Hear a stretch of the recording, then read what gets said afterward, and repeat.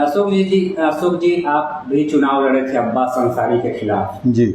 अब तो अब्बास अंसारी की सदस्यता भी चली गई, कोर्ट ने 2 साल की सजा भी सुना दी। कैसे देखते हैं, पूरा क्या था मामला? देखिए, 2022 में भारतीय जनता पार्टी ने हमें प्रत्याशी बनाया था और उस चुनाव में अब्बास अंसारी विजयी हुए थे, लेकिन विजयी होने के बाद भी कभी जनता के बीच नहीं रहे और अपने अपराधी प्रवृत्ति, जो उनके खानदानी अपराध की प्रवृत्ति चली आ रही, उनके पिता से जो विरासत में उनको मिली है, उसी को आगे बढ़ाने में आज विधायक रहते हुए भी विधायक नहीं है।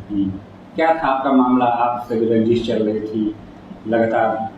मेरे भाई की हत्या 2009 में 29 अगस्त 2009 में मुख्तार अंसारी ने गुंडा टैक्स न मिलने के कारण कराया था। उसके बाद 19 मार्च 2010 को फिर उसमें जो मुख्य सहयोगी रहे राम सिंह मौर्य, जो चकनीत गवाह थे उनकी, और सुरक्षा में सिपाही लगाए गए थे, ड्राइवर था शब्बीर हमारा, जो बाद में पक्षद्रोही हो गया, मुख्तार पैसा देकर खरीद लिया उसको, उसके सुरक्षा में लगाया गया था। क्योंकि पहले वाली घटना में भाई साहब के साथ उसको भी गोली लगी थी, तो वो सिपाही सतीश कुमार वो भी मर गया। हम कहते हैं कि मान लीजिए एक बार मेरे भाई से आपकी वो ठेकेदारी करते थे, आपको गुंडा टैक्स चाहिए था, नहीं दिए, आपने उनको मरवा दिया। चलिए, राम सिंह मौर्य उनके मुनीब थे, उच्च गवाह थे, इस नाते उनको मरवा दिया। लेकिन उस सिपाही का क्या दोष बनता था? वो तो सुरक्षा में था बेचारा, उसकी हत्या आपने क्यों किया? वो भी वो गाड़ी में बैठा था, लेकिन एक गोली चला रहा था।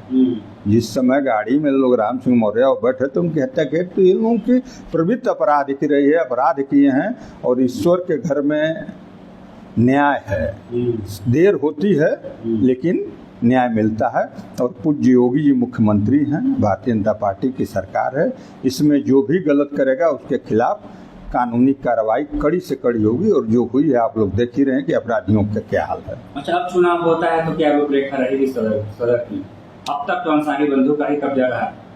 ये भारतीय जनता पार्टी की सरकार है, अब चुनाव होता है तो भारतीय जनता पार्टी पूरी ताकत से लड़ेगी चुनाव, और निर्णय तो जनता को करना है।